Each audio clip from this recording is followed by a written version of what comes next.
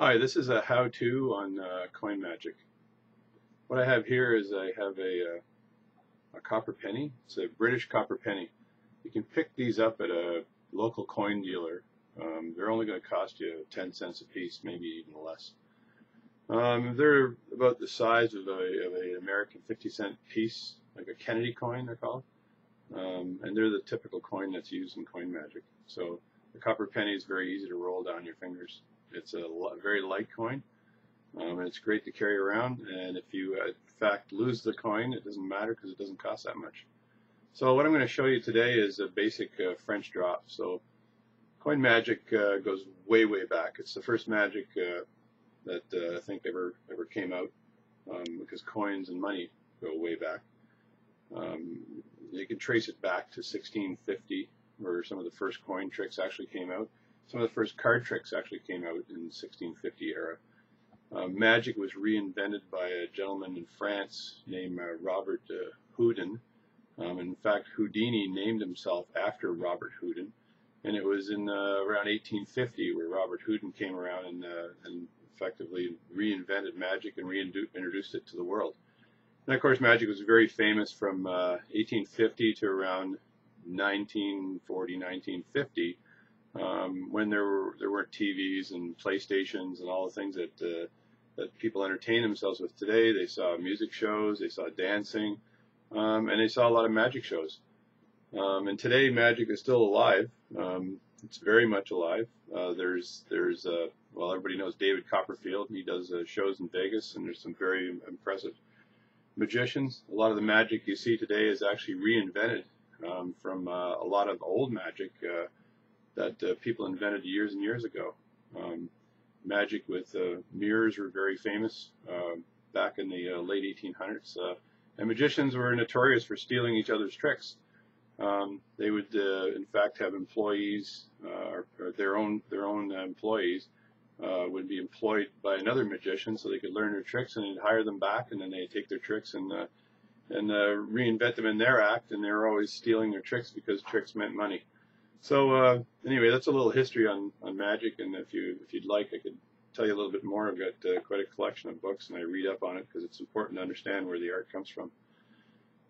Anyway, in the French drop, magic is all about timing and misdirection, and it's all about introducing a trick in the right way. So this is a pretty simple trick that you can use when you're buying a coffee. You can use if you're up in Canada, you can use a toonie, $2 coin. If you're in the States, you could probably use a quarter to do this, so it doesn't work very well with bills, obviously, but a toonie works very well up in Canada. And when you're buying a coffee at Tim Hortons or whatever, it's kind of funny. It is a little bit entertaining. It takes 2 seconds, and it doesn't upset the people that are behind you in the lineup. So this is a French drop, and magic happens. It's cause and effect. So when you do magic either before the person thinks it's going to happen or after the person thinks it's going to happen. You don't do it while the person is thinking it's going to happen. So in this particular effect, what you're trying to do is give the impression that you're grabbing a coin like this, and you're handing it to the person and putting it in their hand. So the action is a natural reaction. It's, as they see the coin in your hand, they think that they're going to be paid this amount, right? You grab the coin like this, and you give them the coin. So this is their expectation.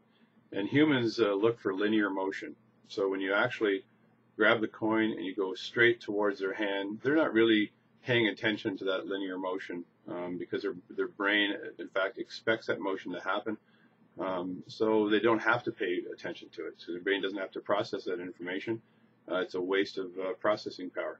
If you were to do circular motions in handing a coin to somebody, they'd have to pay attention to that circular motion because the brain tracks circular motion, and because it's something that they can't expect. Right? They don't know what the end result might be. So in doing this particular effect, it's actually better to do a linear motion because they're really not paying attention to it. So they're going to expect that coin to be dropped into their hand. And in fact, when you drop it into their hand, you don't need to drop. You can drop it into their hand like this, right? Or you could hit their hand with your hand like this. And I find it much better. You just touch their hand, right? If the coin isn't in your hand, they can still feel the touch of what they think is the coin in their hand. So you grab grab the coin like that, and you would be placing it in their hand like this, and then removing your hand like that. They look down for the money, and they expect to see it.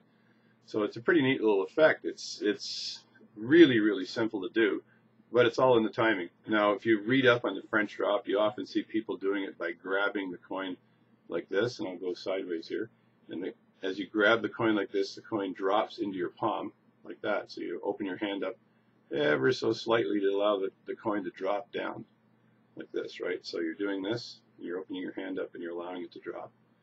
Now, no one grabs a coin like this, right, and then drops it into someone else's hand. It's just not a natural motion. So the better way to do it, and there's a British magician whose name is Derek Dingle. It's kind of a funny name, actually, but Derek Dingle actually suggested this, and I read this perhaps years ago, that just grab it with your hand. So when you grab it with your hand, you do the same thing. You use your two fingers and your thumb like this, and you go to grab it, and as you grab it, you release it with your thumb like this and let it drop straight down without moving your fingers at all. There can be no motion in your fingers at all. So you do this like this, and then you place the coin in the person's hand. So it's a very simple effect. So if I were to do it with you, I would go like this. I'd point at the coin. Someone would say that's $2 or whatever for it, or $1.25 for that coffee.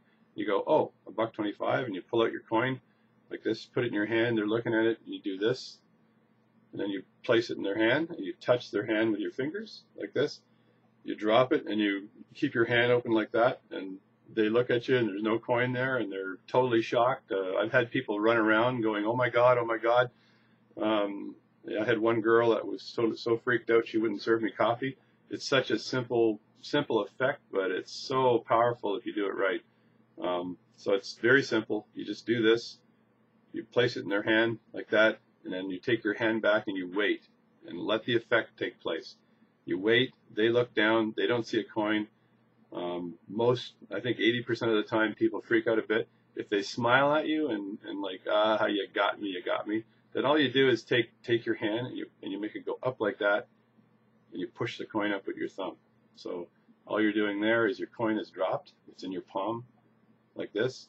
You make your hand go up, and as you make your hand go up, you push the coin up with your thumb and make it go down again. So it almost looks like you're pulling the coin from the air. So you do this, you make it go up like that again. So here's the French drop. You grab the coin like this, place it in their hand, touch their hand. That's important, because when you touch their hand like this, they think the coin is in your hand. They feel the end of your finger, if you have a fingernail or whatever. I play guitar, so I have long fingernails on one hand. That's pretty handy because the fingernail feels like a coin. I touch their hand and I move my hand back and I wait for a few seconds. Just don't say anything and wait. It's all in the pause. So the effect actually happens in their hand, and it's a pretty powerful effect. So it's like this. It's grab it like this, put it in their hand, wait. They smile, they freak out, whatever. Make the coin appear again. So that's the French drop. It's an extremely strong effect. If you like this explanation, I might put some more stuff on here. Magic is all about the presentation, and it's all about timing. So the timing has to be absolutely perfect. So when you actually grab that coin, it has to feel like you're actually grabbing a coin like this, and that's the motion right there.